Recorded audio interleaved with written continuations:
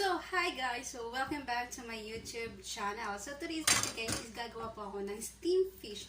So, ang mayroon po akong ingredient dito is ang fish. Pero hindi ko kilala kung anong tawag ditong fish na ito. And also, meron po akong ginger at saka chilli. And meron din po ako belly pork. Itong special steamed fish. So, search na lang din po ko ng tawag ito kasi di ko talaga alam. So, yun nga po ang gagawin po natin. Siyempre, hugasan po natin. Natural, hugasan po natin ang ating fish. Then, ikakat po natin yung mga ano niya, yung ganyan niya. Di ko alam tawag niya, mga fin niya. Mabuntot niya, yan, ganyan. I'm using scissors kasi mas madali siya. Yun. Then, after that, ikakat po natin yung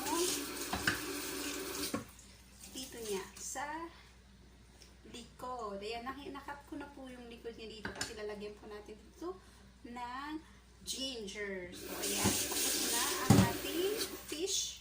So, ang gagawin po natin is ang ating ginger. So, ang gagawin po natin sa ginger is, syempre, babuluton. Ano po ba?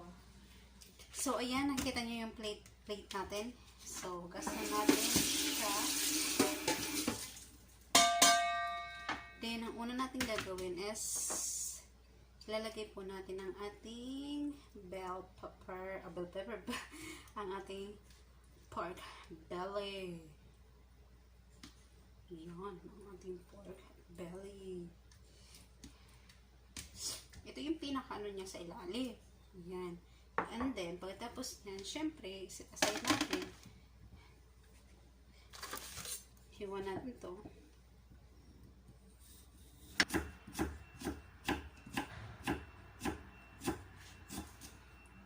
So, ayan, meron na po tayong ginger. So, sa side, as you can see, is meron po, so, ayan po, nakita nyo po, is nilagay ko na po yung pork belly. Then, lagyan natin itong malalaki nating ginger. Para yung ilalim ng ating fish is may lasa. Then, after that, lalagyan po natin ng salt ang ating fish. Yan, ang ating fish. Need natin ng salt. So, irarabangan po natin ang ating fish ng salt. Rub. Yan, rub na po. Salt and pepper. Yan.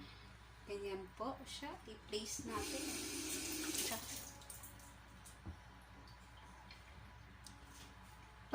Ano natin, lagyan na natin lang siya ng pepper. Then, scrub ulit.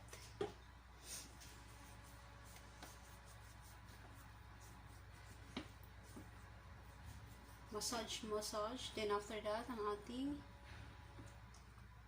ginger. Sapak natin sa loob. Mas maganda yung maraming ginger para tanggal yung langsa.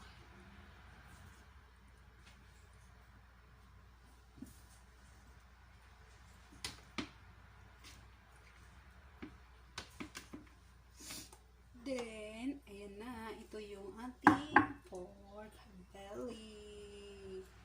Lagay natin yan dyan. Place natin sa gilid-gilid. So, dapat kasi po, meron po kaming gulay nito. Yung salted veg. Kaso lang, nakalimutan ko pagbili kanina. So, ayan. Place natin sa lugar. So, ayan na po ang ating fish, ang ating steamed fish. Di ko alam kung anong pangalan ng fish, pero basta yun na yun. Siyempre, huwag na natin kalimutan ng ating chili. Cut natin ng maliliit ang ating chili.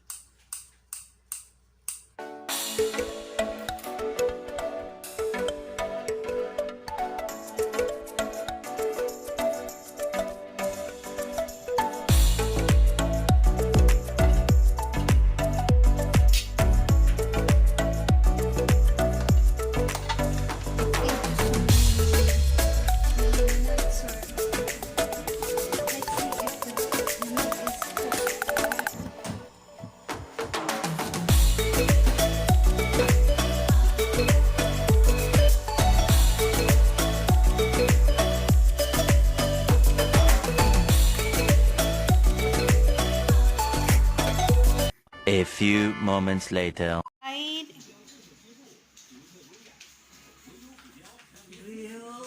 Grill. Barbecue. Yeah,